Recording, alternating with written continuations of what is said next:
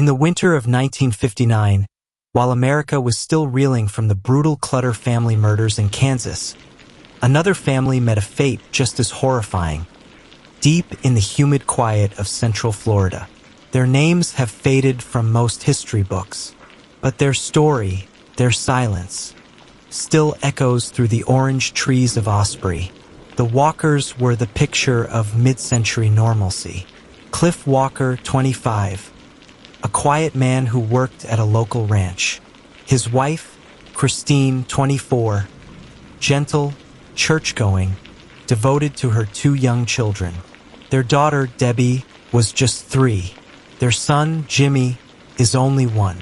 They lived in a modest, rented home surrounded by endless fields of citrus trees, the kind of place where everyone knew each other, and the nights were still enough to hear the frogs sing.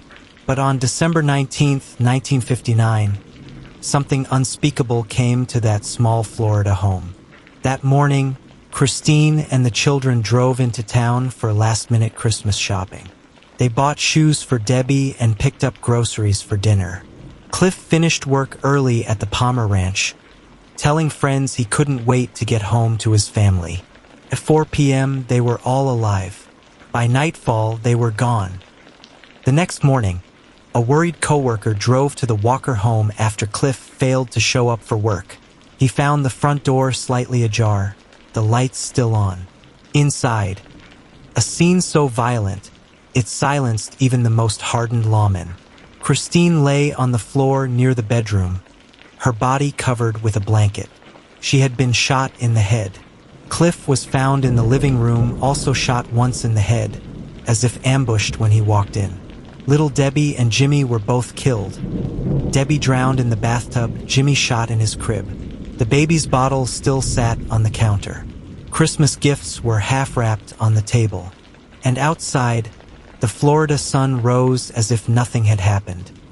The killer, or killers, left behind a trail both meticulous and confusing.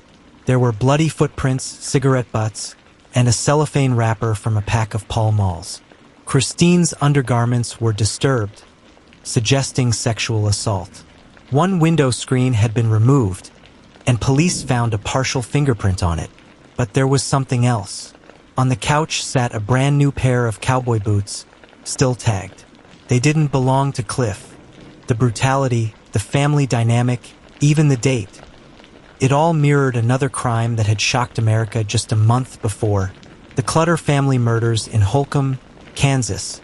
The very crime that inspired Truman Capote's In Cold Blood. For members of the Clutter family, mother, father, and 2 children were bound and murdered in their farmhouse by 2 ex-convicts, Richard Hickok and Perry Smith. They were captured weeks later in Las Vegas. But here's where it gets strange. While hiding from police, Hickok and Smith were spotted in Florida, less than 200 miles from the Walkers' home, around the exact time of the murders. They were even known to have stopped at a car dealership where Christine Walker once worked. And after their arrest, both men reportedly admitted being near Sarasota. Could they have killed again, one last time before heading west? In 1960, Florida authorities sent the fingerprint from the Walker home to Kansas. It was compared to Hickok and Smith's prints, but no match was made. Still, investigators believed the similarities were too strong to ignore.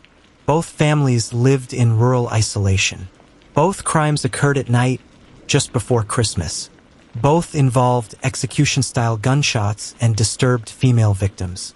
Years later, in the 2010s, DNA tests were performed on evidence from the Walker home, including semen samples found on Christine's clothing. The results? Inconclusive, too degraded to prove, too faint to dismiss. And so the connection between the Walkers and the Clutters remains only a shadow, a thread in the dark, stretching across state lines and decades. When the Hickok-Smith lead faded, detectives turned their eyes closer to home. Some suspected a local ranch hand with a history of violence. Others whispered about a jealous lover or a drifter who'd been seen nearby. But every trail went cold. No weapon was found. No confession ever came. And time, as it always does, began to erase the details. The Walker family was buried together on a quiet December morning, their small caskets lined side by side beneath a gray Florida sky. Their story never made national headlines. It was too close, too quiet, overshadowed by the sensational Kansas case that inspired a literary masterpiece. And so, while the Clutters were immortalized in print, the Walkers were left behind, a mirror image just as tragic but lost to his. Tori, if you drive through Osprey today, the old Walker home is long gone. No answers, just the endless hum of Florida's night, carrying their silence across the years. The land has been reclaimed by vines and time, just another patch of Florida wilderness. But the air there feels heavy, as if the orange groves remember. Sometimes, late at night, locals say they can still hear the faint echo of a baby crying from the trees, or the creak of a door that never should have opened. For souls erased in a single night, no justice. The Clutters had a book. The Walkers had a whisper. And sometimes, it's the whispers that haunt the loudest.